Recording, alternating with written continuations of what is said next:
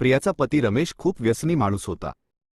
तो रोज रात्री उशिरा घरी परतत असे आणि तेही दारूच्या नशेत पूर्णपणे बुडालेला असायचा। एके रात्री अशाच नशेत धूत होऊन घरी येत असताना एका मोठ्या ट्रकने त्याला जोरदार टक्कर दिली। तो अपघात इतका भयंकर होता की त्याचे वाचणे कठीण होते। जेव्हा लोकांनी प्रियाला ही बातमी दिली तेव्हा तिने तातडीने आपल्या पतीला रुग्णालयात नेले, पण डॉक्टर त्याचा जीव वाचवू शकले नाहीत। रमेशला जाऊन आता 4 महिने झाले होते। सुरुवातीला सासरच्या लोकांनी प्रियासोबत चांगला व्यवहार केला, पण हळूहळू सगळं काही बदलू लागलं। तिचे सासू सासरेही खूप वृद्ध झाले होते, त्यामुळे ते घरात काही काम करत नसत। पण रमेशचे 2 मोठे भाऊ, त्यांच्या बायका आणि त्यांची मुले अशी मोठी फॅमिली असूनही प्रियाला स्वतःला अगदी एकटं वाटत होतं।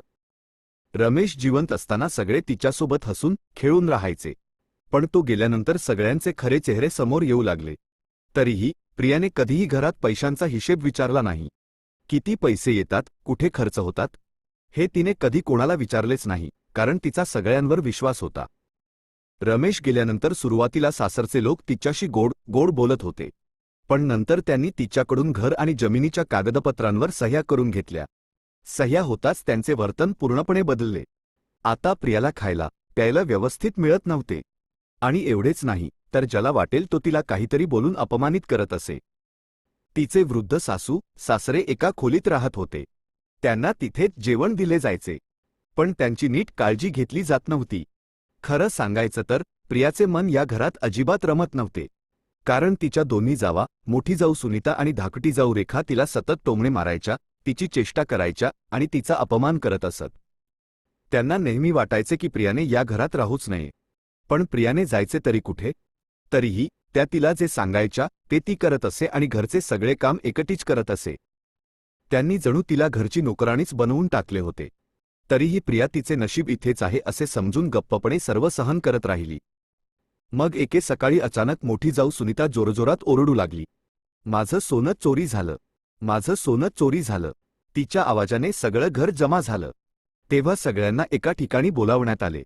मग सुनीताने सगळ्यांसमोर म्हटले, रात्री प्रिया माझ्या खोलीत आली होती, हिनेच माझं सोनं चोरलं असेल। आता सगळे प्रियाकडे संशयी नजरेने पाहू लागले। तेव्हा प्रियाने स्पष्टपणे सांगितले, मी चोर नाही, मी काहीही चोरले नाही। रात्री माझे डोके दुखत होते म्हणून मी सुनीता ताईंकडे गोळी मागायला गेले होते, बस एवढेच, आणि मी लगेच परत माझ्या खोली आले। पण तेव्हा कोणीही तिचे ऐकले नाही, सगळे तिला चोर समजू लागले। रमेशचे मोठे भाऊही तिच्यावर रागावू लागले। तेव्हा सुनीता ओरडली, ही चोर आहे, हिला आपल्या घरात ठेवू नका। प्रिया वारंवार सांगत राहिली, मी चोरी केली नाही, पण कोणीही तिचं ऐकण्यास तयार नव्हते। मग धाकटी जाऊ रेखा आत गेली आणि एक पिशवी घेऊन आली, ज्यात प्रियाच्या 4-5 साड्या आणि थोडे सामान होते। तिने ती पिशवी प्रियाकडे फेकली आणि म्हणाली, आत्ताच्या आत्ता या घरातून निघून जा। तेव्हा प्रियाने खूप विनंत्या केल्या, गयावया करून म्हणाली, मला घरातून काढू नका। तिच्या डोळ्यांतून अश्रू वाहू लागले। ती रडू लागली, पण कोणाचेही मन द्रवले नाही। तेव्हा मोठी जाऊ सुनीताने तिचा हात धरला आणि तिला घराबाहेर ओढत घेऊन गेली। बाहेर काही शेजारीही जमा झाले होते, पण कोणी काही बोलले नाही, कारण प्रियाच्या दोन्ही जावा इतक्या भांडखोर होत्या की कोणीही त्यांच्या घरगुती वादात बोलत नसे। त्या दोघींनी प्रियाला घरातून हाकलून दिले, तिला शिवीगाळ केली आणि शेजाऱ्यांनाही म्हणाल्या, ही चोर आहे। पण बाहेरून प्रिया ओरडून ओरडून सांगत होती, मी काल रात्री कोणतीही चोरी केली नाही। पण तिचे ऐकायला कोणी तयार नव्हते। शेवटी तिला समजले की सासरच्या लोकांनी चोरीचा हा देखावा फक्त तिला घरातून बाहेर काढण्यासाठी रचला होता। तरीही तिने खूप विनवण्या केल्या, परंतु तिच्या तोंडावर त्यांनी दार बंद केले। मग नाईलाजाने ती रडत रडत घराबाहेर पडली। पुढे चालत असताना ती वारंवार मागे वळून पाहत होती, पण सासरच्या लोकांचे चेहरे पाहून वाटत होते जणू प्रियाने घर सोडल्याचा त्यांना खूप आनंद झाला आहे। मन नसतानाही तिला घराबाहेर पडावे लागले। तिच्यासोबत असे काही घडेल याची तिने कधी कल्पनाही केली नव्हती। रमेश आता या जगात नव्हता आणि कदाचित त्यामुळेच तिच्यावर हा अन्याय झाला होता। प्रियाचे गाव लहान होते, तिथून दुसऱ्या गावात जाण्यासाठी कोणतेही साधन नव्हते, आणि गावात राहील तर लोक नावं ठेवतील या भीतीने ती थांबली नाही। मग ती सरळ गावाबाहेर हायवे लगत असलेल्या बस स्टॉपवर पोहोचली आणि तिने पुणे शहरात जाण्याचा निर्णय घेतला। पुणे गावापासून फार दूर नव्हते। बस स्टॉपवर जाऊन बस पकडायची होती, पण तिच्याजवळ एकही पैसा नव्हता। तर ती बसवाल्याला काय देणार, तिकीट कसे काढणार, काही समजत नव्हते। जर बसमध्ये बसली आणि वाहकाने पैसे मागितले तर काय उत्तर देणार? या भीतीने तिला कोणत्याही बसमध्ये चढण्याची हिंमत झाली नाही. एकामागून एक अनेक बस तिच्या डोळ्यासमोरून निघून गेल्या. मग तिला आठवण झाली की एखाद्या खासगी गाडीवाल्याला विचारावे, कदाचित कोणीतरी तिला शहरापर्यंत सोडेल. तेव्हा तिने आधीच ठरवले होते की ती स्पष्टपणे सांगेल की माझ्याकडे पैसे नाहीत, माझे पाकीट हरवले आहे. जर कोणी तयार झाले तर ठीक. तिच्या डोळ्यातून सतत अश्रू वाहत होते. भूक, तहाने तिचा गळा कोरडा झाला होता. जवळच्या एका धाब्याच्या बाहेर ठेवलेल्या पाण्याच्या माठातून तिने थोडे पाणी पिले. मग स्टॉपवर परत येऊन उभी राहिली. अनेक गाड्या येत जात होत्या. प्रिया प्रत्येक गाडीला हात दाखवून विचारत होती, मला शहरात सोडाल का? पण कोणीही तिला बसवायला तयार नव्हते. आता बघता बघता संध्याकाळचे 5 वाजले होते. तिने अनेक ड्रायव्हर्सना विचारले, पण काही लोक तिचे बोलणे ऐकूनही गाडी सुरू करून निघून जात. काही वेळान एक छोटासा टेम्पोवाला आला. प्रियाने त्याला हात दाखवला. ड्रायव्हरने त्वरित टेम्पो थांबवला. खिडकी उघडी होती. प्रिया जवळ गेली आणि म्हणाली, तुम्ही मला शहरात सोडाल का? पण माझ्याकडे पैसे नाहीत. ड्रायव्हरने पहिल्यांदा एक क्षण तिच्याकडे पाहिले. त्याला कदाचित तिच्या चेहऱ्यावर रडण्याचे निशाण दिसले असतील. प्रियाने पटकन आपले अश्रू पुसले आणि हात जोडले. तेव्हा तो म्हणाला, ठीक आहे, काही हरकत नाही. चला मी सोडतो. पण तुम्हाला शहरात नेमके कुठे जायचं आहे? तर प्रिया म्हणाली, कुठेही चालेल, फक्त मला पुणे शहरात पोहोचवा. बस स्टॉपपासून पुणे शहर सुमारे 40 ते 45 किलोमीटर दूर होते.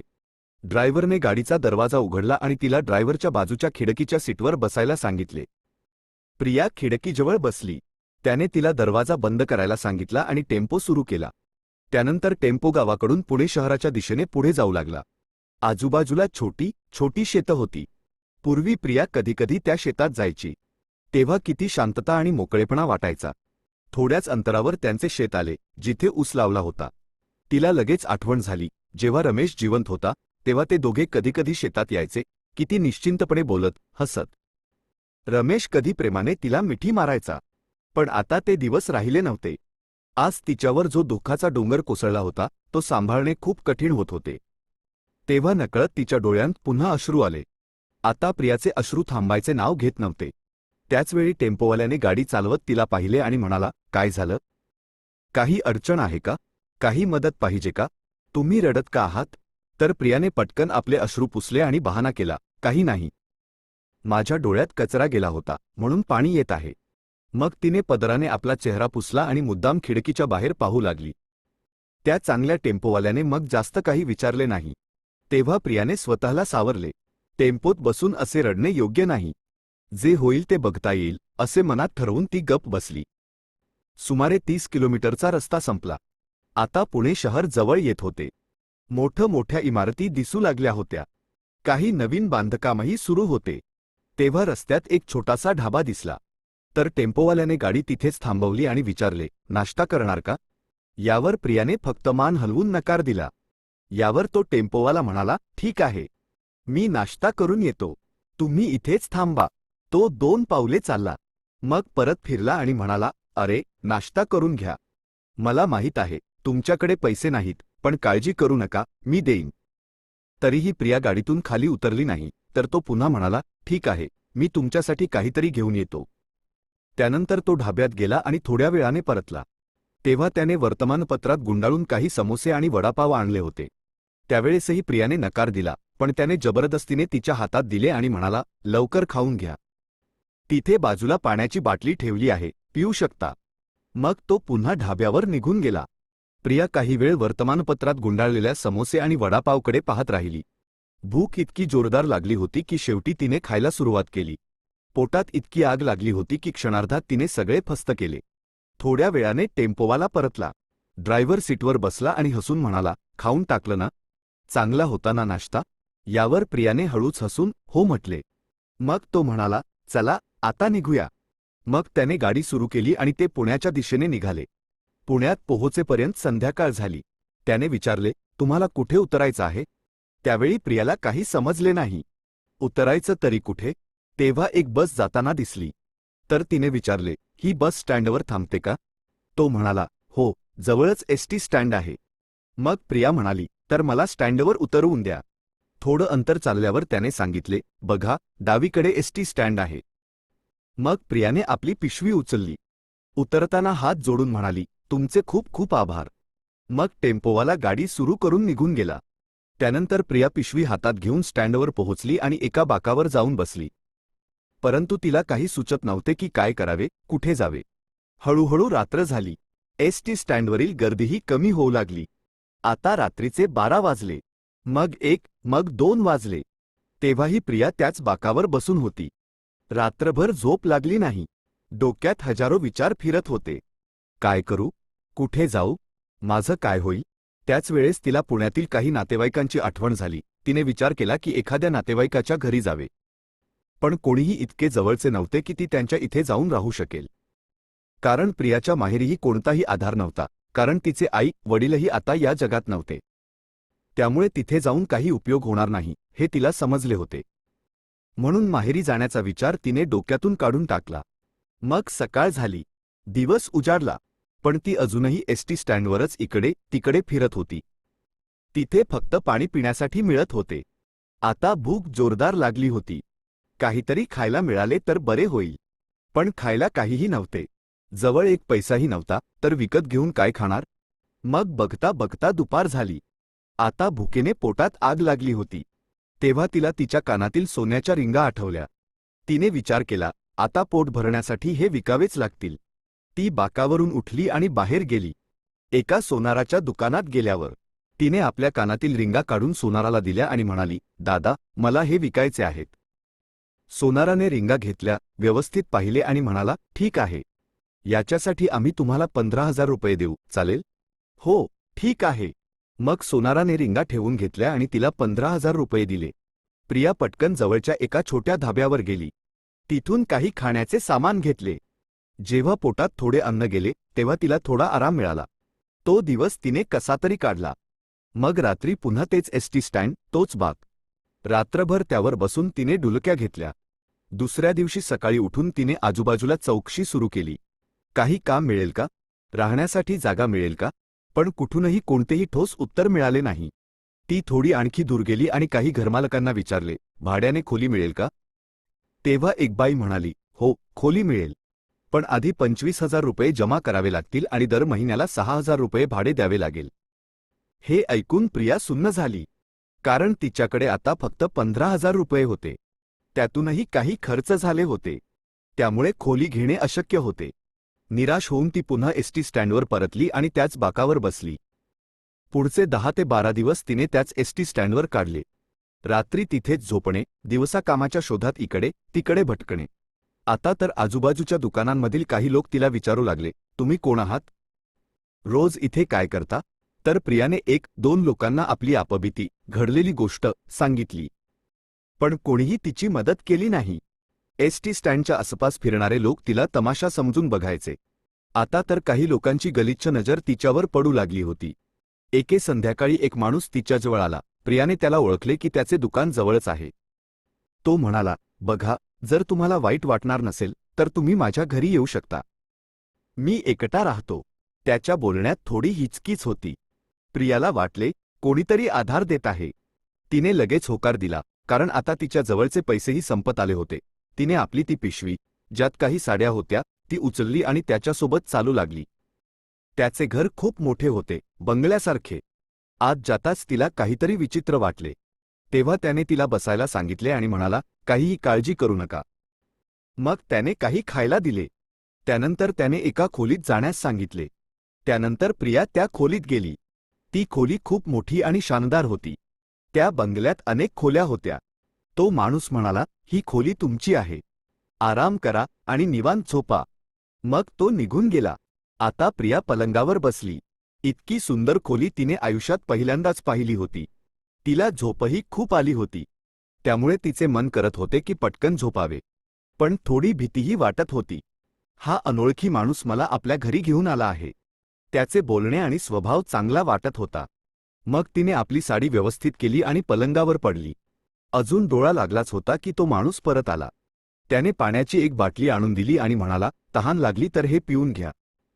प्रियाने पाण्याची बाटली घेताना त्या दुकानदाराचे आभार मानले आणि थोडे पाणी पिले. तिला आशा होती की तो आता निघून जाईल. पण तो तिथेच उभा राहिला. त्यामुळे प्रियाला भीती वाटू लागली. तिने बाटली टेबलवर ठेवली आणि ती पलंगावर बसली. पण पुढच्याच क्षणी त्या माणसाने तिच्या डोळ्यांत डोळे घालून पाहिले आणि जवळ आला व तिच्या बाजूला बसला, ज्यामुळे प्रियाचे हृदय जोरजोराने धडधडू लागले. मग अचानक त्याने प्रियाचा हात पकडला आणि एका वेगळ्याच नजरेने पाहू लागला. त्याच्या डोळ्यांत प्रियासाठी गलिच्छ भूक स्पष्ट दिसत होती. ते पाहून प्रियाची भीती आणखी वाढली. त्याने प्रियाचा हात जोरात पकडला आणि तिला आपल्याकडे खेचले. प्रिया ओरडली, "साहेब, तुम्ही हे काय करत आहात?" तो म्हणाला, "तू मला खूप आवडली आहेस.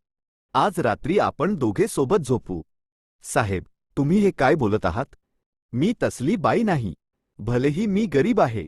या जगात माझे कोणी नाही, पण मी असे काही करणार नाही. स्पष्ट सांगते." तो पटकन म्हणाला, "मग काय मी तुला माझ्या घरात राणीसारखं झोपायला आणलं आहे का?" मग त्याने प्रियाचा हात पकडून तिच्या साडीचा पदर खेचला. पदर खांद्यावरून सरकला. मग तो प्रियाकडे सरकला आणि अयोग्य ठिकाणी स्पर्श करू लागला. आता प्रिया त्याला धक्का देऊन दूर हटवण्याचा प्रयत्न करत होती. पण तो ताकदवर होता. तरीही प्रियाने हार मानली नाही. त्याला ढकलत राहिली. परंतु तो काही ऐकायला तयार नव्हता. आता प्रिया जोरजोरात ओरडत होती, पण तिचा आवाज त्या खोलीच्या बाहेर जात नव्हता. खोली जणू पूर्णपणे बंद होती. मग प्रियाने आपली सगळी ताकद लावून त्याला धक्का दिला आणि पलंगावरून उठून उभी राहिली. त्यानंतर तिने आपल्या साडीचा पदर नीट केला. पण तो माणूस पुन्हा पलंगावरून उठला. प्रियाच्या अगदी जवळ आला आणि तिचा हात धरून पुन्हा जबरदस्ती करू लागला. त्याने पुन्हा साडीचा पदर खेचला आणि चुकीच्या ठिकाणी स्पर्श करण्याचा प्रयत्न करू लागला. तेव्हा प्रियाने हात जोडून गयावया केली, "दादा, प्लीज असं करू नका. मला जाऊ द्या. मी तुमचं काय बिघडवलं आहे? मी तसली बाई नाही. माझ्यासोबत चुकीचं वागू नका." तेव्हा तिच्या डोळ्यांतून अश्रू वाहू लागले. पण त्याच्या डोळ्यांत फक्त हवस दिसत होती. प्रियाला समजले की हा माणूस तिचे ऐकणार नाही. तो तिचा फायदा घेतल्याशिवाय थांबणार नाही. पण प्रियानेही ठरवले की ती असा अत्याचार स्वतःवर होऊ देणार नाही. तेव्हा तिची नजर टेबलवर ठेवलेल्या एका जड चिनी मातीच्या फुलदाणीवर गेली. तो अजूनही तिच्या शरीरावर चुकीची कृती करण्याचा प्रयत्न करत होता. प्रियाने आपली सगळी हिंमत एकवटली आणि ती फुलदाणी उचलून जोरात त्याच्या डोक्यावर मारली. फुलदाणी लागताच त्याने दोन्ही हात डोक्यावर ठेवले आणि तो जमिनीवर कोसळला. काही क्षणातच तो बेशुद्ध होऊन पडला. पांढऱ्या फरशीवर त्याच्या डोक्यातून रक्त वाहू लागले, जे सर्वत्र पसरले. ते पाहून प्रिया भीतीने थरथर कापू लागली. खाली बसून तिने त्याचा हात धरून हलवले. पण त्याचे डोळे बंद होते. आता तिचे हात, पाय थंड पडले. मनात विचार आला, हा काय मरून तर गेला नाही ना? भीतीने तिचे डोके सुन्न झाले. तेव्हा तिला आठवण झाली की तो मेला असो वा नसो, आता इथे थांबणे योग्य नाही. आता तिला लवकर निघायला हवे. तिने काहीही न घेता सगळे काही तिथेच सोडले आणि धावत खोलीतून बाहेर पडली. घरात काही दिवे जळत होते. ती मागच्या दरवाजातून बाहेर पळाली. घर खूप मोठे होते. समोर एक मोठा लोखंडी गेटही होता. प्रिया त्या गेटजवळ पोहोचली. मग तिने गेट उघडले आणि जोरात धावू लागली. पण लगेच विचार आला, प्रिया, धावू नकोस. कोणी पाहिले तर संशय घेईल. त्यामुळे तिने धावणे सोडले आणि ती वेगाने चालू लागली. मग तिने एकदा मागे वळून त्या मोठ्या बंगल्याकडे पाहिले, जिथे हे सर्व घडले होते. त्यानंतर रस्त्याकडे पाहत ती आणखी वेगाने चालू लागली. आता तिला शक्य तितक्या लवकर तिथून दूर जायचे होते. खूप दूर आल्यावर तिला आठवण झाली की तिची पिशवी तर त्याच घरात राहिली. तिने विचार केला, पिशवी घेण्यासाठी परत जावे. पण जर ती घरात गेली आणि कोणी तिला पाहिले किंवा तो माणूस जिवंत झाला आणि तिला पकडले तर? हे सर्व विचार करून प्रिया आणखी वेगाने चालू लागली. खूप दूर जाऊन ती बस स्टॉपवर पोहोचली आणि एका बसमध्ये चढली. तेव्हा बसवाल्याने विचारले, "कुठे जायचं मॅडम?" त्यावेळी प्रियाला काही सुचले नाही की काय सांगावे. मग म्हणाली, "मला रेल्वे स्टेशनवर सोडून द्या." तर तो म्हणाला, "इथून स्टेशन खूप दूर आहे. 50 रुपये लागतील." "ठीक आहे, काही हरकत नाही." मग बसवाल्याने गाडी सुरू केली. तेव्हा कुठे तिने आपल्या चेहऱ्यावरचा घाम पुसला, कारण त्यावेळी तिचे मन भीती आणि गोंधळाने भरले होते. काही वेळातच बस स्टेशनवर पोहोचली. बसवाल्याने तिला पुणे रेल्वे स्टेशनवर उतरवले. हे चांगले झाले की जे पैसे तिच्याकडे होते, ते पैसे तिने पिशवीत नाही, तर आपल्या ब्लाऊजमध्ये ठेवलेले होते. आता रात्रीचे 12 वाजले होते. ती स्टेशनवर गेली आणि एका बाकावर जाऊन बसली. पुण्याचे मुख्य स्टेशन असल्यामुळे तिथे खूप गर्दी होती. बाकावर बसलेल्या प्रियाला भीती वाटत होती की त्या माणसाचं काय झालं असेल. पण इतक्या दूर आल्यानंतर तिला वाटले की आता कोणी तिला पकडू शकत नाही. ना तो माणूस तिच्यापर्यंत पोहोचू शकतो, ना दुसरं कोणी. मग निश्चिंत होऊन ती रात्र तिने स्टेशनच्या बाकावरच काढली. दुसऱ्या दिवसापासून प्रियाच्या आयुष्यात पुन्हा अडचणी वाढल्या. ती स्टेशनवरच इकडे तिकडे भटकू लागली. अनेक दिवस तिने राहण्यासाठी जागा आणि भाड्याची खोली शोधली, पण तिच्याकडे इतके पैसे नव्हते की ती खोली घेऊ शकेल. जे पैसे होते तेही हळूहळू खर्च होऊ लागले. भूक लागली तर काही ना काही विकत घ्यावेच लागायचे. अशा प्रकारे पैसे कमी होत गेले. तिच्याकडे आता फक्त तिने नेसलेली एकच साडी होती. ती त्याच साडीत दिवस काढत होती. साडी हळूहळू जुनी आणि फाटू लागली. पण चांगले हे होते की तिच्या खराब परिस्थितीमुळे कोणी तिला वाईट नजरेने पाहत नव्हते. असेच दिवस जात असताना एक महिना उलटला आणि आता तिचे सर्व पैसे संपले होते. शेवटचे फक्त 100 रुपये उरले होते. तर ती विचार करू लागली, हे पण संपले तर काय होईल? मग काय करायचे? पण ती स्टेशनच्या आसपास भटकत राहायची. लोक तिला वेडी किंवा भिकारी समजत. काही लोक खायला देत, तर काही 5-10 रुपये देऊन निघून जात. एक दिवस स्टेशनच्या बाहेर तिला एक टेम्पो दिसला. त्यात एक माणूस नारळ विकत होता. तेव्हा तो जोरजोरात ओरडत होता, नारळ घ्या, नारळ, ताजा नारळ. प्रियाला नारळ खूप आवडायचा. तिच्या मनात विचार आला, एक नारळ विकत घ्यावा. पण तो माणूस 100 रुपयेमध्ये 4 नारळ देत होता. जर विकत घेतला तर सगळे पैसे संपतील. मग काय करणार? ती त्या टेम्पोजवळ गेली. टेम्पोवाल्याची पाठ तिच्याकडे होती. त्याचवेळी तिथे एक बाई आली आणि तिने एक नारळ घेतला. मग टेम्पोवाल्याने नारळ कापून तिला दिला. तेव्हा प्रियाने विचार केला, यांच्याकडून एक छोटासा नारळ घेऊ. कदाचित तो कमी पैशात मध्ये देईल. असा विचार करून तिने टेम्पोवाल्याला विचारले, कमी पैशात एक छोटा नारळ मिळेल का? तर तो म्हणाला, नाही, नाही, 100 रुपयेचे 4 आहेत. कोणताही घ्या, 25 रुपयेपेक्षा एक पैसाही कमी होणार नाही. हे ऐकून प्रिया निराश झाली. त्यानंतर ती तिथून जाऊ लागली. त्याचवेळी टेम्पोवाल्याची नजर तिच्यावर पडली आणि प्रियाची नजरही त्याच्यावर. मग त्याने प्रियाच्या चेहऱ्याकडे बारकाईने पाहिले आणि पाहतच राहिला. प्रियाही त्याला पाहत राहिली. तेव्हा तिला वाटले, या माणसाला कुठेतरी पाहिलं आहे. पण तिच्या लक्षात आले नाही. मग तिने टेम्पोची मेज पाहिली आणि लगेच तिला आठवण झाली, अरे, हा तर तोच गाववाला आहे, ज्याने मला गावातून शहरापर्यंत सोडले होते. तो टेम्पोवालाही आश्चर्याने म्हणाला, अरे तुम्ही? प्रिया शांतपणे त्याला पाहत राहिली. तर तो म्हणाला, अरे, तुम्ही इथे कशा? इथेच राहता की काय? मग त्याने प्रियाला डोक्यापासून पायापर्यंत पाहिले. तिची अवस्था खूप खराब झाली होती. तो म्हणाला, काय झालं तुम्हाला? तुमचे कपडे असे का झाले आहेत? तुम्ही तीच बाई आहात ना, जिला मी शहरात सोडले होते? प्रियाने फक्त मान हलवली आणि हळूच हो म्हणाली. मग तो म्हणाला, तुम्हाला नारळ पाहिजे ना? प्रिया म्हणाली, हो, पाहिजे. तर तो म्हणाला, थांबा, देतो. प्रियाने नकार दिला, नाही, नाही, राहू द्या. पण त्याने टेम्पोतून एक मोठा नारळ काढला. तो कापला आणि प्रियाच्या हातावर ठेवला. प्रियाने नारळ घेतला.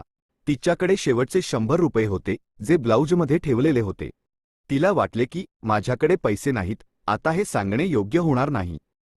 म्हणून ती थोडी बाजूला झाली. ब्लाऊजमधून 100 रुपये काढले आणि त्याला देऊ लागली. ते पाहून तो म्हणाला, राहू द्या. परंतु प्रियाने वारंवार पैसे देण्याचा प्रयत्न केला. पण त्याने हट करून म्हटले, नको, राहू द्या. यावर प्रिया म्हणाली, पैसे घ्या. आधीच तुम्ही मला विनापैशाने गावातून शहरात सोडले होते. आता मला तुम्हाला आणखी ओझे द्यायचे नाही. त्याने एक क्षण तिच्याकडे पाहिले आणि म्हणाला, मी तुम्हाला इकडे शहरात सोडले होते, तुम्ही कुठे राहता? तेव्हा प्रियाकडे या प्रश्नाचे उत्तर नव्हते, म्हणून तिचा चेहरा लटकला. तो म्हणाला, काय झालं तुमच्यासोबत? सांगू शकता का? तुम्ही कोण आहात? तुमचं नाव काय? तर ती म्हणाली, माझं नाव प्रिया आहे. ज्या गावातून तुम्ही मला पुण्यात आणले, तेच माझं गाव होतं. माझे पती काही वर्षांपूर्वी वारले आहेत. मी सासरी राहत होते. पण सासरच्या लोकांनी चोरीचा आरोप लावून मला घरातून बाहेर काढले. त्यानंतर मी तुमच्या सोबत इकडे पुण्यात आले.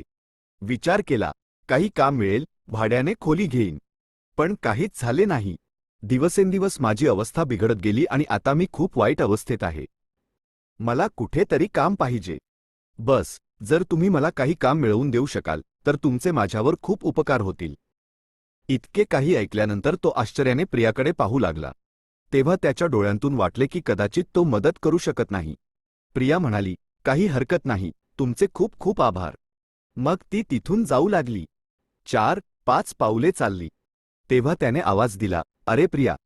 मग प्रियाने वळून पाहिले. त्याने हाताने इशारा केला आणि जवळ यायला सांगितले. तर प्रिया परत त्याच्याजवळ गेली. नकळत तिला आशा वाटली की कदाचित हा तिची काहीतरी मदत करू शकेल. तिला टेम्पोवाल्याच्या डोळ्यांत इमानदारी दिसली. त्यामुळे ती त्याच्याजवळ गेली. तो म्हणाला, बघा, मी तुम्हाला कोणतेही मोठे काम मिळवून देऊ शकत नाही, पण जर तुम्हाला ठीक वाटत असेल तर तुम्ही माझ्यासोबत काम करू शकता. यावर प्रियाने प्रश्नार्थक नजरेने त्याच्याकडे पाहिले. तो समजावत म्हणाला, मी या टेम्पोत फळे विकतो. कधी कधी भाज्याही. एकट्याने सगळं सांभाळणे कठीण होते. जर तुम्ही माझी मदत केली तर त्या बदल्यात मी तुम्हाला थोडेफार पैसे देऊ शकतो. त्याच्या बोलण्यात सत्यता होती. प्रिया म्हणाली, ठीक आहे, मला मान्य आहे. मग तो म्हणाला, प्रिया, मी तुम्हाला रोज 300 रुपये देईन. तुम्हाला रोज माझ्यासोबत फळे विकायला यावे लागेल. जास्त काम नाही, बस थोडीशी मदत करावी लागेल. यावर प्रिया म्हणाली, हो, करेन. तुम्ही जे काही छोटे मोठे काम सांगाल ते मी न चुकता करेन. मग तो म्हणाला, ठीक आहे, पण कधीपासून सुरुवात करायची आहे? आत्तापासून सुरू करू शकता का? प्रिया म्हणाली, हो, आत्तापासून सुरू करू शकते. मग तो थांबला आणि म्हणाला, पण प्रिया, तुमची अवस्था खूप खराब झाली आहे.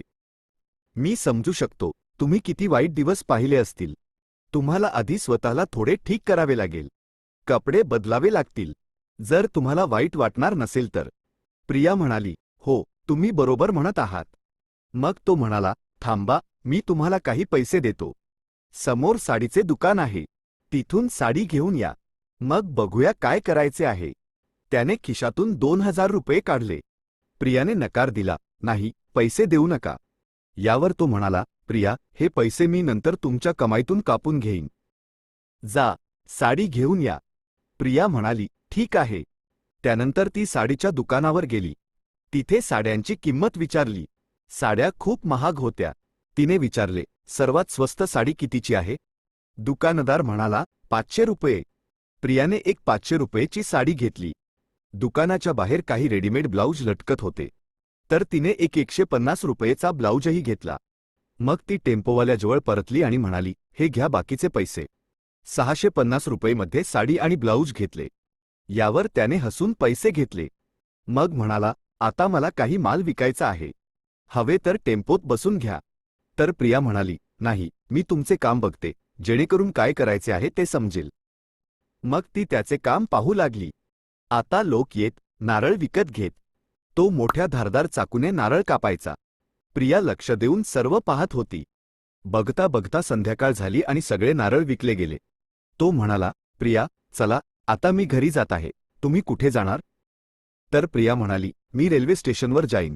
तेव्हा तो थांबला आणि म्हणाला, प्रिया, जर तुम्हाला वाईट वाटणार नसेल तर तुम्ही माझ्या घरी येऊ शकता.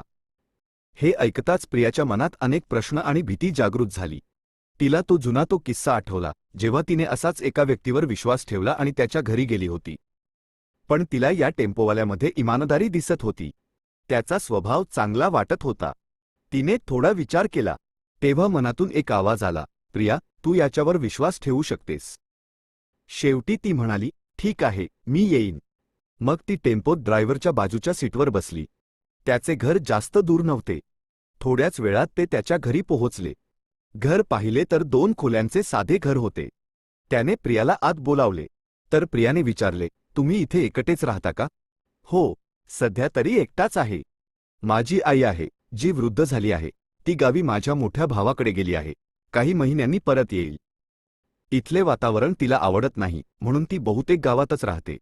मी तिला म्हणतो इथे राहा, पण ती ऐकत नाही. तो पुढे म्हणाला, प्रिया, इथे बसा. मी आत्ता आलो. त्यानंतर तो बाथरूममध्ये गेला.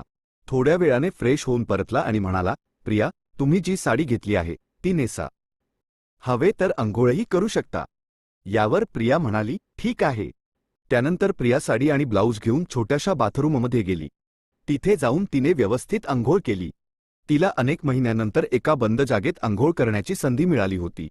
अंघोळ करून तिने नवी साडी आणि ब्लाऊज परिधान केला आणि बाहेर आली. तेव्हा टेम्पोवाला स्वयंपाकघरात काहीतरी करत होता. अंघोळ करून चांगले कपडे घालून प्रिया पुढच्या खोलीत खुर्चीवर बसली. काही वेळाने टेम्पोवाला स्वयंपाकघरातून बाहेरच्या खोलीत आला आणि तिला पाहतच राहिला. तेव्हा प्रिया थोडी लाजली. इकडे तिकडे पाहू लागली. तर तो म्हणाला, प्रिया, तुम्ही अंघोळ करून आणि नवीन कपडे घालून पूर्णपणे बदलून गेलात. यावर प्रिया गप्प राहिली. तो म्हणाला, मी जेवण बनवत आहे. थोड्या वेळात आपण जेवण करू. यावर प्रियाने विचारले, मी मदत करू? तर तो म्हणाला, नाही, मी करतो. तेव्हा प्रियाने हट्ट करून म्हटले, नाही, मला करू द्या. मग दोघेही घराच्या मागच्या खोलीत गेले. तिथे एक छोटेसे स्वयंपाकघर होते. त्याने आधीच पीठ मळून ठेवले होते आणि टोमॅटो कापून ठेवले होते. तर प्रियाने विचारले, तुम्ही टोमॅटोची चटणी आणि पोळी बनवत आहात का? तर तो म्हणाला, हो, तुम्ही पुढच्या खोलीत जा, मी सगळं करेन. प्रिया म्हणाली, नाही, मी करते. मग तिने पीठ घेतले आणि ती पोळ्या लाटू लागली आणि म्हणाली, मी टोमॅटोची चटणीही बनवते. फक्त सांगा सामान कुठे काय ठेवले आहे. काही वेळात प्रियाने स्वयंपाक तयार केला. मग ताट सजवले आणि दोघेही पुढच्या खोलीत खाली बसून जेवण करू लागले. जेवण झाल्यावर प्रियाने भांडी, कुंडी साफ केली. तोपर्यंत रात्रीचे 9 वाजले होते. तर तो म्हणाला, प्रिया, तुम्ही या पलंगावर झोपा. मी खाली झोपतो. घराच्या पुढच्या खोलीत कोपऱ्यात एक पलंग होता. भिंतीवर छोटासा टीव्ही आणि 2 खुर्च्या. याव्यतिरिक्त फार काही सामान नव्हते. प्रिया म्हणाली, नाही, तुम्ही पलंगावर झोपा, मी खाली झोपेल. तर तो म्हणाला, ठीक आहे. मग त्याने 2 चादरी आणि एक उशी काढली आणि प्रियाला दिली. प्रियाने एक चादर खाली अंथरली, उशी डोक्याखाली ठेवली आणि दुसरी चादर अंगावर घेतली. तो माणूस पलंगावर झोपला. खोलीचा दिवा जळत होता. आता प्रिया झोपण्याचा प्रयत्न करू लागली, पण तिला झोप येत नव्हती. कारण तिच्या आयुष्यात काय काय होत होते ते तिला स्वतःलाच समजत नव्हते. थोडी भीतीही वाटत होती. कुठे हाही माणूस त्यामागच्या माणसासारखा काहीतरी वाईट तर करणार नाही ना? या भीतीने रात्रभर तिच्या डोळ्यांत झोप नव्हती. जेव्हा सकाळ होऊ लागली तेव्हा तिच्या डोळ्यांत डुलकी येऊ लागली. कारण ती रात्रभर जागी राहिली होती. सूर्याची पहिली किरणे खिडकीतून प्रियाच्या डोळ्यांवर पडली तेव्हा त्या उजेडाने तिची डुलकी तुटली. ती उठली, बाथरूममध्ये गेली, अंघोळ केली आणि ती जुनी साडी पुन्हा नेसली. थोड्या वेळाने टेम्पोवालाही उठला आणि अंघोळ करायला गेला. मग प्रिया स्वयंपाकघरात गेली आणि विचारले, काय जेवण बनवू? तर तो म्हणाला, जे मनात येईल ते बनवा. मग दोघांनी मिळून थोडे जेवण केले. खाताना प्रियाने विचारले, तुमचं नाव काय आहे? तो म्हणाला, माझं नाव ईशांत आहे. त्यावेळी प्रियाने एवढेच विचारले आणि मग दोघेही गप्पपणे जेवण करू लागले. जेवण झाल्यानंतर ईशांत म्हणाला, प्रिया, मी आता टेम्पो घेऊन निघत आहे. मार्केटमधून काही माल आणायचा आहे. जर 3 वाजेपर्यंत घरी परतलो तर बाजारात विकायला जाऊ. उशीर झाला तर नाही, पण प्रयत्न करेन 3 वाजेपर्यंत यायचा. यावर प्रिया म्हणाली, ठीक आहे. मग ईशांत म्हणाला, प्रिया, तुम्ही अजिबात काळजी करू नका. घर उघडं ठेवू नका आणि बाहेर जाऊ नका. प्रिया म्हणाली, ठीक आहे. मग ईशांत बाहेर निघाला आणि प्रियाने घरातून बंद करून घेतले. तो गेल्यानंतर प्रियाला थोडी शांतता जाणवली. तिला खात्री पटली की ईशांत चांगला माणूस आहे. ती खुर्चीवर बसली आणि विचार करू लागली. अनेक प्रकारचे विचार आणि प्रश्न तिच्या डोक्यात फिरत होते. पुढे काय होईल हा विचार करून ती अस्वस्थ होत होती. रात्री झोप आली नव्हती आणि आता सकाळच्या वेळी डोळ्यांत झोप येऊ लागली. तर ती खुर्चीवरून उठली आणि पलंगावर पडली. तेव्हा कुठे तिचे मन थोडे शांत झाले आणि काही मिनिटातच तिला झोप लागली. कदाचित किती वेळ झोपली ते माहीत नाही, पण दरवाजावर टक टक आवाज आला. तेव्हा तिची झोप तुटली आणि ती दरवाजाजवळ गेली आणि तिने दरवाजा उघडला. तर समोर ईशांत उभा होता. त्याने प्रियाकडे पाहिले, हसला. प्रियानेही हलकेसे तोंडावर हसू आणले. मग तो आत आला आणि म्हणाला, काही त्रास तर झाला नाही ना? नाही, मी तर झोपले होते. तर तो म्हणाला, चांगले झाले. चला, आता निघायचे आहे. मी टेम्पोत माल भरून घेतला आहे. यावर प्रिया म्हणाली, ठीक आहे. मग ईशांतने घरातून थोडे सामान घेतले. प्रियाने चप्पल घातली आणि बाहेर आली. मागे पाहिले तर टेम्पोचा अर्धा भाग मोठ्या मोठ्या टरबुजांनी भरलेला होता. मग ईशांतने घराला कुलूप लावले आणि टेम्पोजवळ आला. त्याने प्रियाला टेम्पोत बसायला सांगितले. प्रिया पुढे बसली आणि ईशांतने टेम्पो सुरू केला. मग थोडं अंतर चालून तो त्याच ठिकाणी थांबला जिथे काल दोघे भेटले होते. मग दोघेही टेम्पोतून उतरले. ईशांतने मागचा दरवाजा उघडला आणि आत ठेवलेला वजनाचा काटा बाहेर काढला. तेव्हा प्रिया त्याला पाहत होती. त्याने विचारले, प्रिया, सगळं ठीक तर आहे ना? तर प्रियाने फक्त मान हलवली. त्यानंतर ईशांतने जोरजोरात आवाज द्यायला सुरुवात केली, टरबूज घ्या, टरबूज. 15 रुपये किलो, एकदम देसी माल. त्याला ओरडत 10 मिनिटे उलटून गेली. पण कोणी टरबूज विकत घेण्यासाठी आले नाही. त्यामुळे ते दोघे निराश होऊ लागले. तेव्हा प्रियाला वाटले की कदाचित माझ्या आल्यामुळे ग्राहक येत नाहीत. मग तिला भीती वाटू लागली की जर ईशांतचा धंदा चांगला चालला नाही तर तो मला कामावर ठेवणार नाही. मग फक्त 25 मिनिटे आणखी गेली. तेव्हा लोक जवळ येत, विचारपूस करत पण टरबूज विकत न घेताच निघून जात असत. हे पाहून प्रियाला काळजी वाटू लागली. तिने ईशांतला विचारले, काय झालं? ग्राहक येत नाहीत. कुठे माझ्यामुळे तर असं होत नाहीये ना? तर ईशांतने हळूच हसून म्हटले, काय बोलतेस प्रिया? काळजी करू नकोस. बघ, थोड्या वेळात ग्राहक झटपट येतील. तेव्हा त्याचे बोलणे ऐकून प्रियाला थोडा दिलासा मिळाला, पण मनात शंकाही कायम राहिली. काही वेळाने 2 बायका आल्या आणि टरबूजाचा भाव विचारू लागल्या. तर ईशांत म्हणाला, 15 रुपये किलो.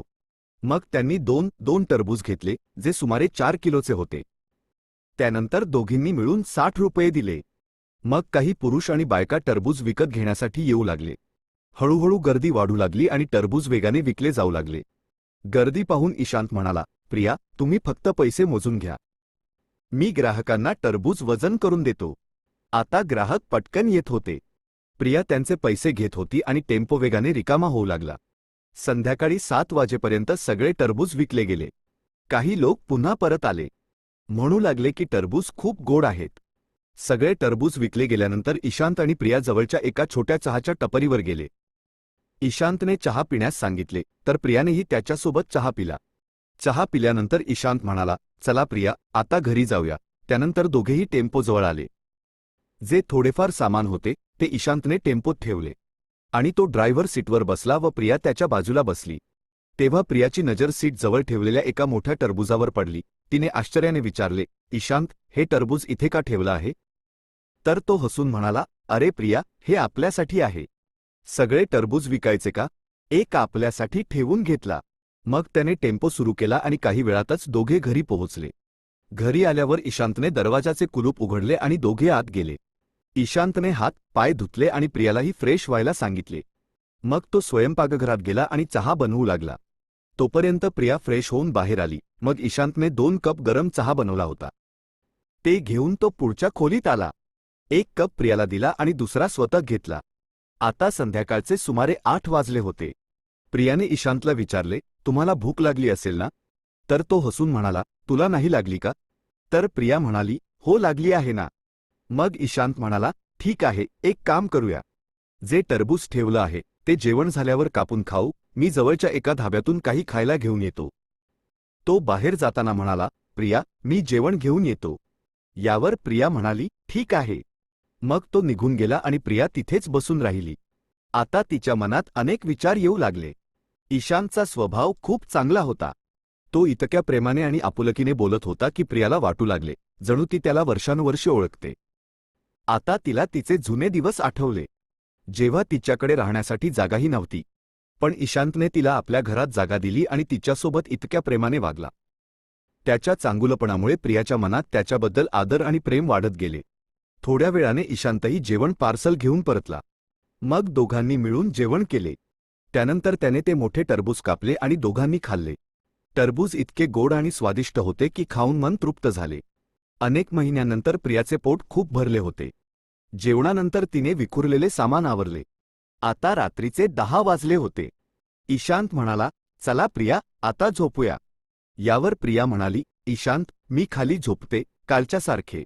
तर तो म्हणाला, जशी तुमची मर्जी. मग तो पलंगावर झोपला. प्रियाने एक चादर खाली अंथरली, दुसरी अंगावर घेतली आणि झोपण्याचा प्रयत्न करू लागली. पण आजही तिला झोप येत नव्हती. कारण अजूनही तिला थोडी भीती तर होतीच, पण ईशांतचा स्वभाव इतका चांगला होता की तिला खात्री होती की तो काहीही चुकीचे करणार नाही. मग हळूहळू विचार करत करत तिला झोप लागली. दुसऱ्या दिवशी सकाळी जेव्हा झोप उघडली तेव्हा बाहेर उजेड झाला होता. ती उठून अंथरुणावर बसली. मग तिने नजर पलंगाकडे केली तर ईशांत तिथे नव्हता. मग भिंतीवरील घड्याळ पाहिले तर 7 वाजले होते. त्यामुळे ती गडबडून उठली, चादर गुंडाळली.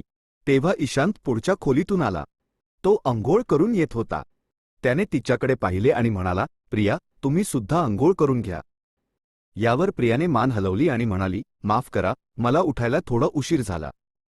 तर ईशांत म्हणाला, अरे, यात काय सॉरी बोलण्यासारखं आहे? कधीकधी उशिरा उठलं तरी काय? तसेही सकाळी कोणतेही आवश्यक काम नसते. त्या ऐकून प्रियाला बरे वाटले. मग ती बाथरूममध्ये गेली, अंघोळ केली आणि आपली जुनी साडी पुन्हा नेसली आणि बाहेर आली. ईशांतने आश्चर्याने विचारले, प्रिया, तुम्ही ही जुनी साडी का नेसली? तर प्रिया म्हणाली, असंच. तेव्हा तो म्हणाला, अरे, तुमच्याकडे तर एकच साडी आहे ना? त्या दिवशी एकच नवी घेतली होती. ठीक आहे, दुपारी मी तुमच्यासाठी साडी आणीन. यावर प्रियाने नकार दिला, नाही ईशांत, राहू द्या. तर तो हसून म्हणाला, मग काय तुम्ही जुनीच साडी नेसत राहणार का? दुपारी जाऊया. यावर प्रियाने फक्त मान हलवली. त्यानंतर ईशांतने विचारले, प्रिया, जेवायला काय बनवणार? तर प्रिया म्हणाली, तुम्ही जे सांगाल ते बनवेन. तर त्याने म्हटले, डाळ, भात आणि एखादी चांगली भाजी बनवा. मग प्रिया स्वयंपाकघरात गेली आणि जेवण बनवू लागली. काही गोष्टी तिला माहीत नव्हत्या, तर ईशांत सांगत होता. जेवण बनल्यानंतर दोघांनी सोबत बसून खाल्ले. जेवणानंतर ईशांत म्हणाला, प्रिया, साड्या घ्यायच्या आहेत ना? प्रियाने पुन्हा नकार दिला, नाही ईशांत, राहू द्या. तर तो म्हणाला, नाही, असं थोडी असतं का? एक साडी किती दिवस नेसणार? मला हे अजिबात आवडत नाही. तेव्हा त्याच्या खूप हट करण्यावर दुपारी दोघेही एका छोट्या बाजारात गेले. तिथे एक साडीचे दुकान होते. तिथून 4-5 साड्या विकत घेतल्या. सोबत काही भाज्याही घेतल्या. मग दोघेही घरी परतले. घरी आल्यानंतर ईशांत म्हणाला, प्रिया, मी बाजारातून काही माल भरून आणतो. जे मिळेल ते घेऊन येईन. संध्याकाळी विकायला जाऊ. यावर प्रिया हसून म्हणाली, ठीक आहे ईशांत. मग ईशांतही हसू लागला. तेव्हा प्रियाने विचारले, काय झालं? काही चुकीचं बोलले का? तर तो म्हणाला, तुम्ही मला ईशांत म्हटले ना? चांगले वाटले. ईशांत म्हणणे ठीक आहे. तेव्हा प्रिया हसून म्हणाली, हो ईशांत, ठीक आहे, काही हरकत नाही. मग म्हणाली, ईशांत, मी जेवण बनवून ठेवू का? जेणेकरून तुम्ही परतल्यावर स्वयंपाकाची चिंता राहणार नाही. तर तो म्हणाला, हो, हेही चांगले राहील. स्वयंपाक करून ठेव. त्यानंतर प्रिया स्वयंपाक बनवून ठेवू लागली आणि ईशांत टेम्पो घेऊन मार्केटला गेला. काही वेळाने जेवण बनवून प्रिया त्याची वाट पाहू लागली. सायंकाळी 5 वाजेपूर्वी ईशांत परत आला. मग दोघेही पुन्हा बाजारात गेले. ईशांतने टेम्पोत भरपूर द्राक्षे भरून आणले होते. रात्री 8 वाजेपर्यंत दोघांनी द्राक्षे विकले. मग ईशांत म्हणाला, चला प्रिया, आता घरी जाऊया. उरलेला माल उद्या विकू. तर प्रिया म्हणाली, ठीक आहे ईशांत. त्यानंतर दोघेही घरी परतले. तसेही प्रियाने आधीच स्वयंपाक बनवून ठेवला होता. दोघांनी जेवण केले. ईशांत पलंगावर पडला आणि प्रियाने खाली चादर अंथरून झोपण्याचा प्रयत्न केला. पुढचे काही दिवसही असेच गेले. आता ईशांतच्या घरी आलेल्या प्रियाला सुमारे 1 महिना झाला होता. एक दिवस ईशांत म्हणाला, प्रिया, तुमचा 1 महिना पूर्ण झाला आहे. 300 रुपये रोजच्या हिशोबाने 9,000 रुपये झाले. हे घ्या तुमचे 9,000 रुपये. तेव्हा प्रिया आश्चर्याने त्याच्याकडे पाहून म्हणाली, ईशांत, मी तर तुमच्या घरात राहते, खाते. यावर तो हसून म्हणाला, प्रिया, तुम्ही स्वयंपाक बनवता, घरही सांभाळता. हे तुमच्या मेहनतीचे पैसे आहेत. काळजी करू नका. घ्या हे 9,000 रुपये. मग प्रियाने त्याच्या हातून पैसे घेतले आणि म्हणाली, ईशांत, मी हे पैसे कुठे ठेवू? तर ईशांत म्हणाला, कुठेही ठेवून द्या. जेव्हा गरज पडेल तेव्हा तुमच्या कामाला येतील. तर प्रिया म्हणाली, ठीक आहे, कपाटात ठेवून देते. तिने घरातल्या छोट्या कपाटात पैसे ठेवून दिले. त्यानंतर असेच त्यांचे आयुष्य चालू राहिले आणि पुढचे 4 महिने उलटून गेले. प्रिया ईशांत सोबत फळे विकण्याचे काम करत राहिले. आता प्रिया प्रत्येक कामाची बारकावे शिकली होती.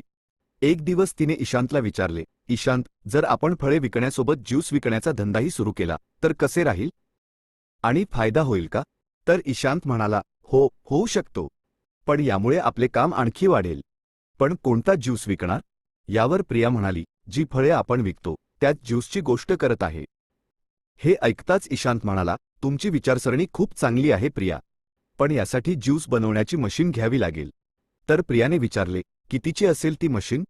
तर तो म्हणाला, जवळपास 15 ते 18,000 ची. मग दोघेही सोबत बाजारात गेले आणि 15,000 रुपयाची एक ज्यूस मशीन विकत आणली. ती मशीन खूप शानदार होती. कोणतेही फळ टाका, 1 मिनिटात ज्यूस निघायचा. त्यात उसाचा रस काढण्याचीही व्यवस्था होती. आता त्यांनी वेगवेगळ्या फळांचे ज्यूस बनवणे आणि विकणे सुरू केले. हळूहळू त्यांचा धंदा वाढू लागला. आता रोज सकाळी प्रिया लवकर उठायची. त्या दिवशीही ती 5.30 वाजता उठली. ब्रश केला आणि अंघोळ करायला बाथरूममध्ये गेली. तेव्हा अंघोळ करून ती फक्त टॉवेल लपेटूनच बाहेर आली. कारण तिला आता सवय झाली होती की बाथरूममधून बाहेर येऊनच ती साडी नेसायची. ती साडी नेसणारच होती की तेव्हाच तिला कोणाच्या तरी पावलांची चाहूल ऐकू आली. तिने डोके वर केले तर समोर ईशांत उभा होता. त्याला पाहून ती दंग झाली. तेव्हा त्याची नजर तिच्यावर पडणे हे स्वाभाविक होते, पण प्रियाला समजले नाही की तो इतक्या सकाळी इथे कसा? तो तर यावेळी झोपलेला असायचा. कदाचित आज लवकर उठला असेल. पण आता प्रियाचे डोके सुन्न झाले. तिने विचार केला, परत बाथरूममध्ये जावे. पण साडी हातात होती. मग तिने पटकन साडी खांद्यावर टाकण्याचा प्रयत्न केला, पण ती घसरून खाली पडली.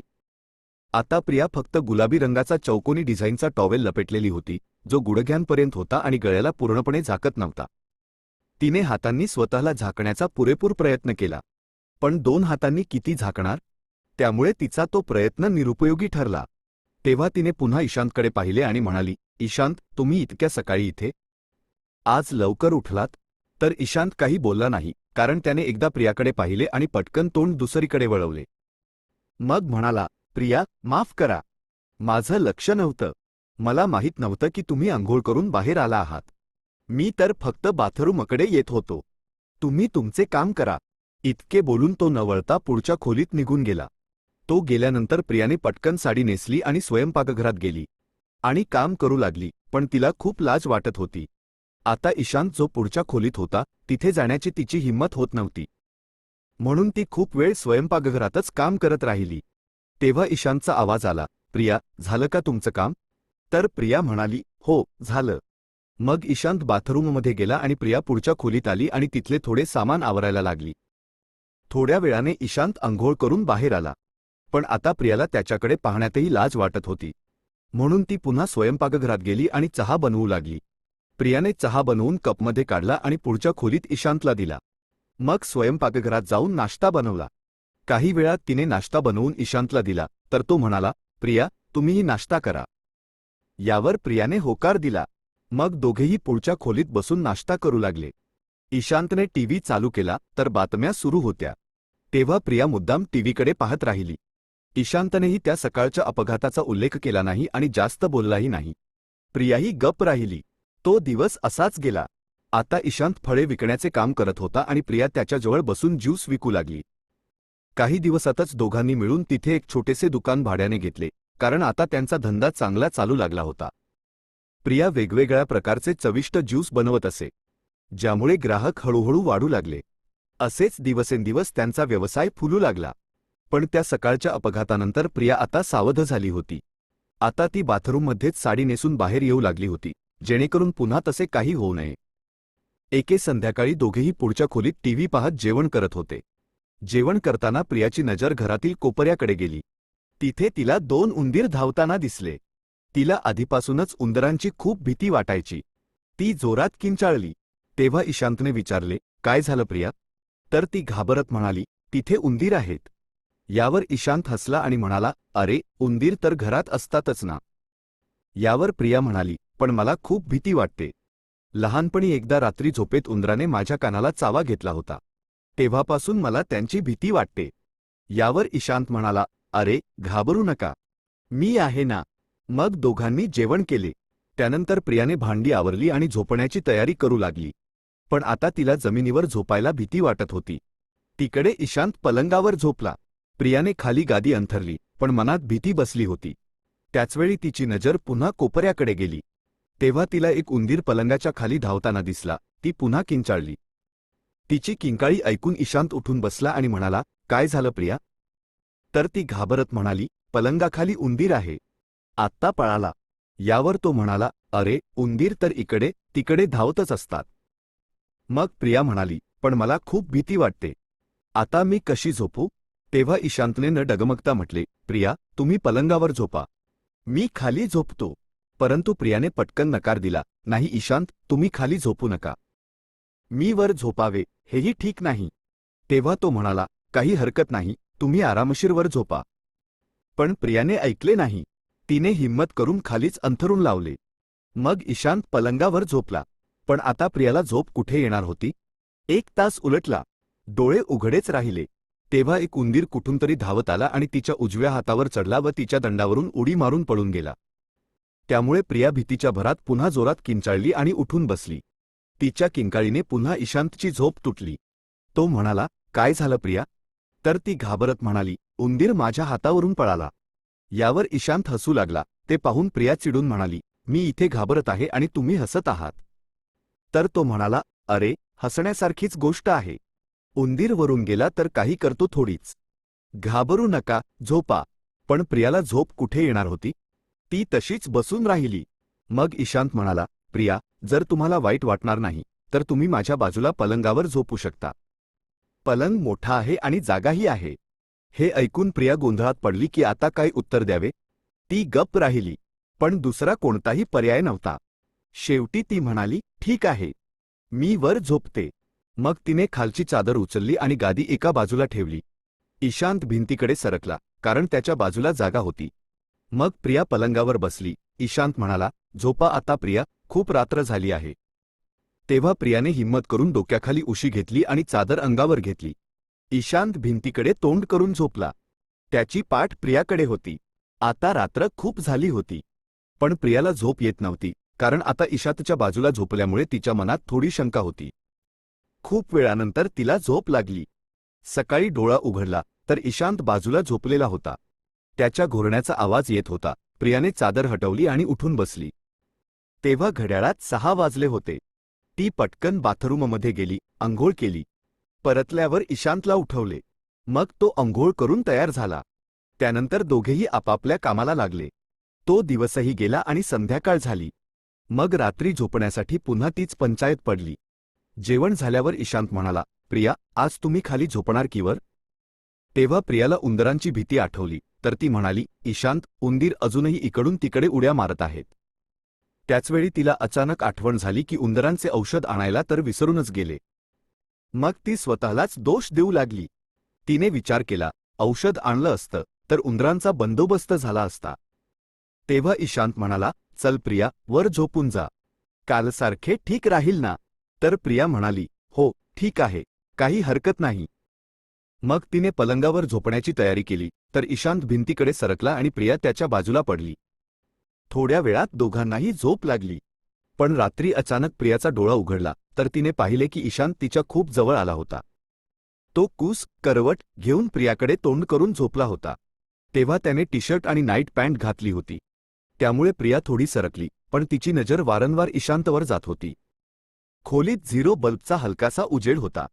तो प्रकाश ईशांतच्या शरीरावर पडत होता. त्याचे गठीत, आकर्षक शरीर त्या प्रकाशात आणखी सुंदर वाटत होते. तेव्हा तो गाढ झोपेत होता. श्वासोच्छवासासोबत त्याचे शरीरही हळूहळू हलत होते. त्याची रुंद छाती वर खाली होत होती. त्यामुळे प्रिया नकळत कूस घेऊन त्याच्याकडे झाली आणि त्याला पाहत राहिली. हळूहळू तिला पुन्हा झोप लागली.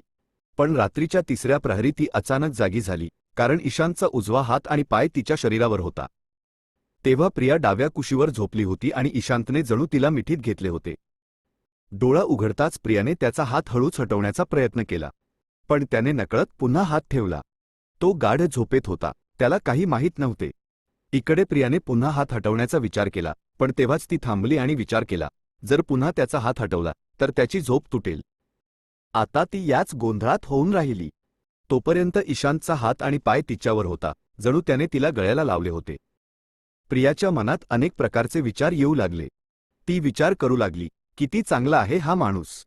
माझी अवस्था किती खराब होती, तेव्हाही ईशांतने मला संकटातून काढले. आपल्या घरात जागा दिली.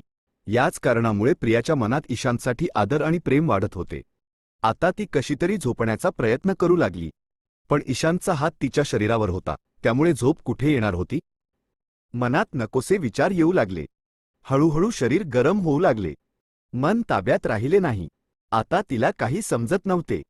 तेव्हा नकळत तिचाही हात ईशांतच्या शरीरावर गेला. तिनेही त्याला तसेच पकडले, जसे ईशांतने तिला मिठीत घेतले होते. त्याचा स्पर्श सुखद वाटत होता. तोपर्यंत ईशांत गाढ झोपेत होता, पण प्रिया पूर्ण जागी होती. खूप वेळ ती तशीच होऊन राहिली. तिची छाती धडधडत होती. मनात जणू वादळ उठले होते. शरीरात तारुण्याची लहर उठू लागली होती. तिला काही सुचत नव्हते. आता खूप वेळ झाला. मग हळूहळू तिला कधी झोप लागली ते माहीतच झाले नाही. सकाळी डोळा उघडला तर खिडकीतून प्रकाश येत होता. प्रियाने स्वतःला पाहिले तर ती घाबरली, कारण ईशांतने तिला पूर्णपणे मिठीत घेतले होते. तो तिला गळ्याला लावून झोपला होता. तेव्हा प्रिया हळूच त्याच्यापासून वेगळी झाली आणि पटकन बाथरूमकडे पळाली. बाथरूममध्ये जाऊन तिने अंघोळ करायला सुरुवात केली. थंड पाणी शरीरावर टाकू लागली. अनेक महिन्यांनंतर तिला असा स्पर्श जाणवला होता, ज्याने तिच्या आतली बाई, स्त्री, जागृत केली होती. शेवटी तीही एक जिवंत माणूस होती. तिच्याही काही शारीरिक गरजा असू शकत होत्या. या पृथ्वीवर जन्मलेली प्रत्येक सजीव गोष्ट, मग ती माणूस असो, पक्षी असो की एखादा शांत प्राणी, सर्वांनाच सोबतीची, कुणाच्या आधाराची, कुणाच्या जवळकीची ओढ असते. ही ओढ नैसर्गिक आहे, जणू सृष्टीनेच प्रत्येक जीवाच्या हृदयात ठेवलेली एक न बोललेली हाक. तिच्याही मनात तीच हाक जागी होत होती, एकटेपणावर मात करणाऱ्या त्या सहज नैसर्गिक भावनेची. काही वेळातच ती अंघोळ करून बाहेर आली. तेव्हा ईशांत पलंगावर बसला होता. प्रियाने घरात झाडू मारला. मग ईशांतनेही अंघोळ केली. त्यानंतर नाश्ता, जेवण आणि बाकीची कामे सुरू झाली. पण दिवसभर प्रियाच्या डोक्यात त्याच गोष्टी फिरत राहिल्या. रात्री ईशांतने ज्या प्रकारे तिला जवळ घेतले होते ते क्षण वारंवार तिच्या डोळ्यांसमोर येत होते. आता तिला हाही संशय येऊ लागला की ईशांत झोपेत नकळत जवळ आला असेल की जाणून बुजून. पण सत्य काय होते हे तर त्यालाच माहीत होते. तरीही तिच्या मनात ईशांतसाठी खूप प्रेम उमटू लागले होते, कारण त्याने तिच्यासाठी इतके काही केले होते.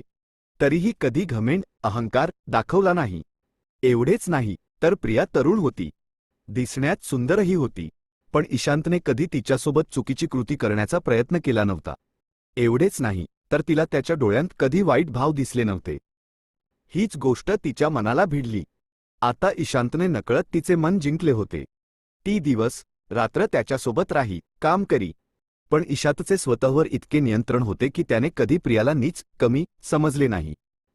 ना कोणताही तिच्यासोबत असमान व्यवहार केला, ना पुरुष असल्याचा अहंकार दाखवला, ना कधी वाईट नजरेने तिला पाहिले, ना वाईट पद्धतीने स्पर्श केला. त्याचा हा चांगुलपणा, हा स्वभाव यानेच प्रियाचे मन पूर्णपणे जिंकले होते. तरीही कधीकधी तिला आपल्या पतीची आठवण येत होती. तेव्हाच तिच्या सासरच्या लोकांची, दीर, जावांची आणि माहेरचीही आठवण येई. तेव्हा ती विचार करी की काय तिच्या माहेरच्या लोकांनी कधी तिच्या सासरी तिची चौकशी केली असेल का? आणि माहेरचे लोक तिच्याबद्दल काय विचार करत असतील? तरीही प्रियाने कधी कोणाला भेटण्याचा प्रयत्न केला नाही. पण एक गोष्ट वारंवार तिच्या मनात येई की त्या रात्री जेव्हा तो माणूस तिला आपल्या घरी घेऊन गेला होता आणि त्याने चुकीची कृती करण्याचा प्रयत्न केला होता, तेव्हा तिने त्याच्या डोक्यावर फुलदाणी मारली होती. तर काय तो मरून गेला असेल का? त्याला काही झाले असेल का? कारण तो बस स्टँडवर दुकान चालवत होता, तर एकदा तिथे जाऊन बघायला पाहिजे. पण त्याच्या डोक्यातून इतके रक्त निघाले होते, कदाचित तो तिथेच मरून गेला असेल. हे सत्य तिच्यासाठी घाबरवणारे होते. जेव्हाही प्रिया मंदिराच्या जवळून जायची किंवा दर्शनासाठी जायची, तेव्हा ती देवाकडे हीच मागणी करायची, हे देवा, माझ्या हातून त्याचा मृत्यू होऊ देऊ नकोस. त्याला वाचव. अशा प्रकारे ती स्वतःला समाधान द्यायची की नाही, तो मेला नसेल, जिवंत असेल, असा विचार करून आपल्या मनाला दिलासा द्यायची. दुसऱ्या दिवशी प्रियाने जाणूनबुजून उंदरांचं औषध आणलं नाही, कारण कुठेतरी तिच्या मनात अजूनही ही इच्छा होती की ईशातच्या जवळ, त्याच्या बाजूलाच झोपावे. कारण त्याच्या बाजूला झोपण्याची एक वेगळीच अनुभूती, फीलिंग होती. त्यातून जे समाधान आणि हिंमत मिळत होती ती अमूल्य होती. आणि ही गोष्ट तिला चांगलीच माहीत होती. त्या रात्री जेवण वगैरे झाल्यावर प्रिया पलंगावर भिंतीकडे सरकून पडली. तेव्हा ईशांतने विचारले, प्रिया, जर तुम्हाला चांगले वाटत नसेल तर मी खाली झोपतो. तेव्हा प्रिया म्हणाली, नाही ईशांत, काही हरकत नाही. तुम्ही वर झोपू शकता. फक्त रात्री इकडे सरकू नका. बस एवढं लक्षात ठेवा. यावर तो म्हणाला, ठीक आहे, तुम्ही जसं म्हणाल. मग प्रिया डोळे बंद करून झोपण्याचा प्रयत्न करू लागली. ईशातचे आपल्या मनावर पूर्ण नियंत्रण होते. त्याने असे काही केले नाही जे प्रियाला आवडणार नाही. जवळपास 1 तास दोघेही तसेच होऊन राहिले. तरीही प्रियाला झोप आली नाही. झोप येणार तरी कशी? खूप वेळानंतर ईशांत म्हणाला, प्रिया, झोपलीस? तेव्हा प्रिया तर जागीच होती. ती म्हणाली, नाही ईशांत, झोप येत नाहीये. तुम्ही झोपला नाहीत? तो म्हणाला, नाही प्रिया, मलाही झोप येत नाहीये. एक गोष्ट विचारू? तर प्रिया म्हणाली, हो, विचारा ना. मग तो म्हणाला, प्रिया, तुम्हाला भीती नाही वाटत माझ्या बाजूला झोपायला? या गोष्टीवर प्रियाला समजले नाही की काय उत्तर द्यावे, म्हणून थोडा वेळ ती गप्प राहिली. मग म्हणाली, नाही ईशांत, मला भीती वाटत नाही. खरं सांगू का, तुम्ही जी माझी मदत केली आहे, जो आधार दिला आहे, ते उपकार मी आयुष्यभर फेडू शकत नाही. यावर ईशांत म्हणाला, अरे प्रिया, असं बोलू नका. मी तर एका माणुसकीच्या नात्याने तुमची मदत केली आहे, बस. यावर प्रिया म्हणाली, ईशांत, मी आपल्या रक्ताच्या नात्यांना परक्यासारखे वागताना पाहिले आहे. ज्यांच्यासोबत माझं नातं होतं त्यांनी मला परक केलं. पण तुम्ही मला आपल्या घरात जागा दिली. खरंच, तुम्ही माझ्यासाठी देवासारखे आहात. यावर तो म्हणाला, प्रिया, मला देव म्हणू नका. मी तर एक छोटासा माणूस आहे. देवाची उपमा देणे ठीक नाही. मी माणुसकीच्या नात्याने तुमची मदत केली आहे, बस. तेव्हा प्रियाला तिचे जुने दिवस आठवले. तिचे डोळे नकळत भरून आले. मग तिने ईशांतकडे पाहिले आणि पुढच्याच क्षणी तिने त्याला जोरात मिठी मारली. तेव्हा ईशांत म्हणाला, काय झालं प्रिया? तर प्रिया म्हणाली, काही नाही. आणि मग तिने आपले डोके ईशांतच्या छातीवर ठेवले आणि त्याला घट्ट पकडले आणि मग म्हणाली, ईशांत, तुमचे खूप खूप आभार. यावर तो म्हणाला, अरे प्रिया, असं बोलू नका. तुम्हीही तर माझी खूप मदत केली आहे. तुमच्यामुळे माझा धंदा वाढला. आता माझ्या खात्यात खूप सारे पैसे जमा झाले आहेत. सांगा, आता त्या पैशांचं काय करायचं? तर प्रिया म्हणाली, ईशांत, ते पैसे तुमचे आहेत. तुम्ही जे हवं ते करा. तेव्हा ईशांतनेही प्रियाला प्रेमाने आपल्या मिठीत घेतले. मग दोघेही एकमेकांच्या डोळ्यांत पाहू लागले. प्रियाने ईशांतचा हात आपल्या हातात घेतला आणि हळूच त्याच्या हातावर आपल्या ओठांनी चुंबन घेतले. आता तिला ईशांतच्या मिठीतून बाहेर पडायचे अजिबात मन नव्हते. उलट आता प्रियाला ईशांतला गळ्याला लावून झोपायचे मन होते. पण तिने स्वतःला सावरले आणि हळूच त्याच्यापासून दूर सरकली. ईशांत म्हणाला, प्रिया, आता खूप रात्र झाली आहे. चला, झोपूया. तर प्रिया म्हणाली, ठीक आहे. मग तिने आपले डोळे बंद केले आणि झोपण्याचा प्रयत्न करू लागली. पण झोप कुठे येणार होती? बऱ्याच वेळानंतर तिला कधी झोप लागली ते तिला स्वतःलाच माहीत झाले नाही. सकाळी डोळा उघडला तर ती ईशांतला पूर्णपणे बिलगून झोपलेली होती. तेव्हा ईशांतने तिला आपल्या मिठीत घेतले होते. प्रिया हळूच त्याच्यापासून वेगळी झाली आणि बाथरूममध्ये अंघोळ करायला निघून गेली. पण आता तिच्या मनात उलटे सुलटे विचार येऊ लागले. कारण तिला ईशांत खूप आवडत होता. पण ईशांतच्या मनात तिच्यासाठी काय आहे हे जाणून घेणेही गरजेचे होते. तरीही त्याच्या कृती आणि बोलण्यातून वाटत होते की त्यालाही प्रिया आवडते. तिच्या अंघोळीनंतर ईशांतही उठला. मग त्यांची रोजची दिनचर्या सुरू झाली. दुपारी दोघेही आपल्या दुकानावर गेले आणि फळे व ज्यूस विकू लागले. दुपारी ग्राहक कमी होते. चारही बाजूंना शांतता होती. तेव्हा ईशांत म्हणाला, प्रिया, मला तुमच्याशी काहीतरी बोलायचं आहे. तर प्रिया म्हणाली, हो, बोला ना. तर तो म्हणाला, एक गोष्ट सांगू? तर प्रिया म्हणाली, हो, बोला ना. प्रिया, तुम्ही मला खूप आवडता. खरं तर त्याने प्रियाच्या मनातील गोष्ट बोलून दाखवली होती. कारण प्रिया तर याच क्षणाची वाट पाहत होती. पण आता जेव्हा ईशांतने स्वतःचं सांगितले तेव्हा तिच्या आनंदाला ठिकाणा राहिला नाही.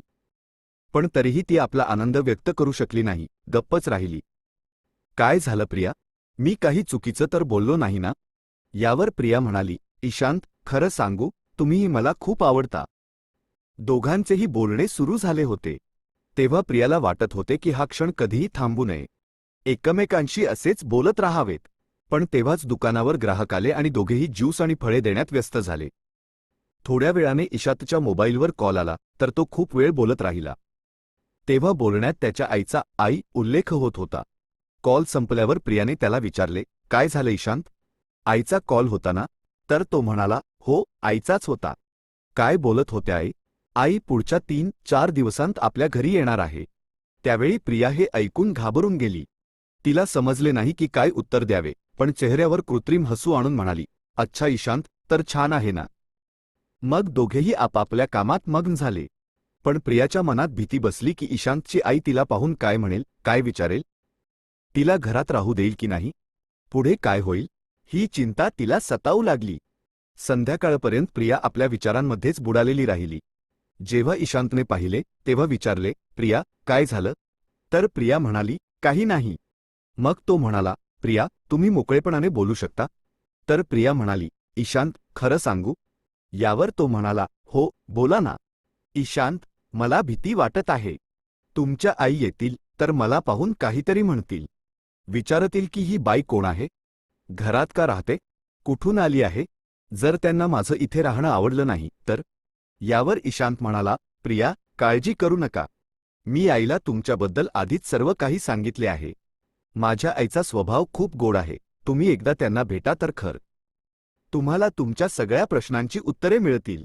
तेव्हा ईशांतचे बोलणे ऐकून प्रियाचे मन थोडे हलके झाले. पण तरीही तिच्या मनात थोडी भीती तर होतीच.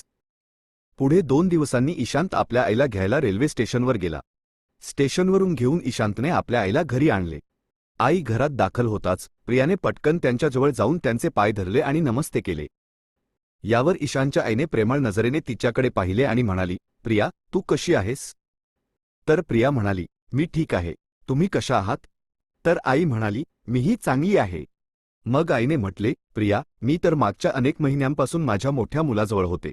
पण ईशांतकडून तुझ्याबद्दल खूप काही ऐकले आहे. प्रियामध्येच त्यांचं बोलणं थांबवत म्हटले, थांबा, आधी मी तुमच्यासाठी पाणी आणते. मग तिने पाणी आणून दिले. त्यानंतर तिने चहा बनवला. काही वेळाने त्या तिघांनी मिळून जेवण केले.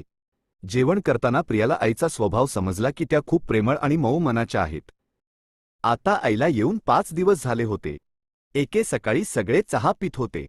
तेव्हा आईने प्रिया आणि ईशांतला बोलावले आणि म्हणाली, अरे, तुम्ही दोघे असेच सोबत राहता आणि किती दिवस असे राहणार? तुम्ही लोकांनी काही विचार केला आहे की नाही?